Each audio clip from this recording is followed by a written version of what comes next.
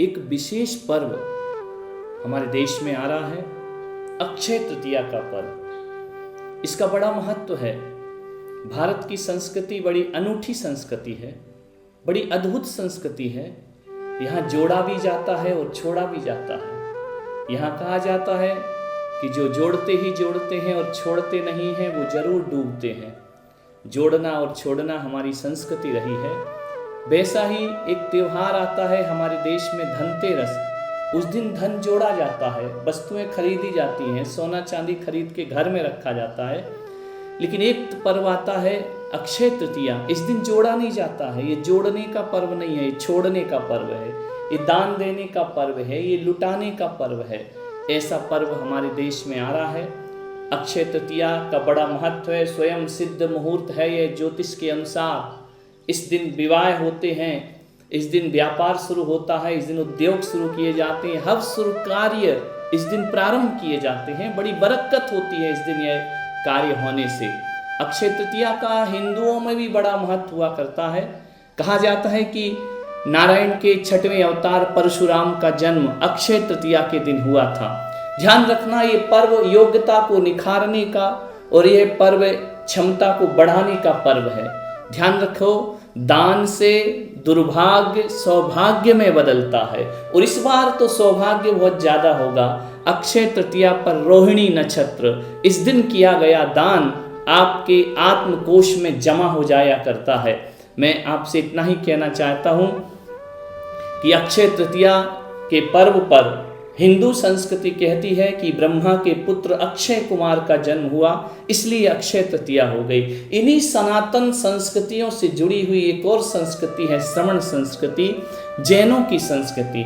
इस दिन हमारे प्रथम तीर्थंकर, महातपस्वी, कठोर तपस्रण करने वाले, परम दिगंबर, तन पर एक भी धागा न रखने वाले, निर्वासना में जीने वाले प्रथम तीर्थंकर, कठोर तपस्रण करने वाले ऋषभदेव भगवान प्रथम तीर्थंकर जैनों के। उस दिन भगवान ऋषभदेव ने अक्षय तृतीया के दिन एक वर्ष के उपवास के बाद, 12 महीने के उपवास के बाद पहली बार पारणा किया था। राजा श्रेयांश और राजा सोम के घर में उन्हें आज इक्षु रस का दान प्राप्त हुआ था, और वह दान ऐसा दान कि अक्षय दान बन गया।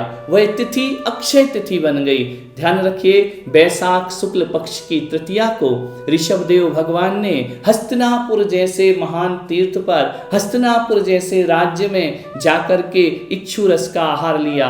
राजा श्रेयांश और सोम ऋषभदेव के पौत्र थे, उन्हें पहली बार आहार दान देने का सौभाग्य मिला।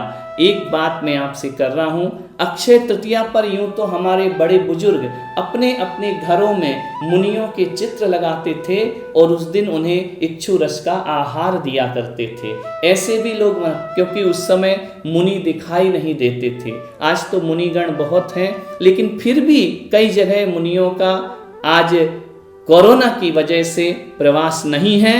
घर घर में अक्षय तृतीया मनना चाहिए। मैं यह कहता हूं, यदि आपने किसी तीर्थ पर, यदि आपने किसी धर्मायतन पर, यदि आपने किसी व्यक्ति को पैसा बोला है, आज के दिन दे लेना, बहुत बरकत होगी। अक्षय तृतीया के दिन अपना दान जरूर दीजिए। ये दान तीर्थ का पर्व है, ये देने का पर्व है। यदि आज आपने दिया तो बहुत बरकत हुआ करती है। अलौकिक कोष में वह धन समा जाया करता है। जन्म जन्म वह दान हमारे काम आता है। एक बात याद रखो, एक बार जीवन में याद रखना, यदि धन वाले हो तो बनो दानी, और निकलेगा नहीं कुएं से तो सड़ जाएगा पानी। अक्षय तृतीया पर आप सहायता के लिए पैसा दें, अक्षय तृतीया पर आप तीर्थों के लिए पैसा दें, अक्षय तृतीया पर आप धर्मादि के लिए अपना धन निकालें। आपका जीवन सार्थक और सफल होगा। मैं संत हूँ, मेरे पास धन नहीं है, रुपया पैसा कुछ नहीं है, लेकिन मैं अक्षय तृतीया पर सभी भारतवासियों को, सभी समुदाय के लोगों को अपने आशीर्वाद का दान करता हूँ। मेरे पास केवल आशीर्वाद है, और यह आशीर्वाद का दान दे करके मैं अक्षय तृतीया मनाता हूँ। सभी जगत के मंगल की कामना करता हूँ, शुभ की कामना करता हूँ, आनंद की कामना करता हूँ, और कोरोना विदा हो जाए इस देश से, ऐसी भी मैं प्रार्थना करता हूँ। अक्षय तृतीया सभी के जीवन में मंगल है।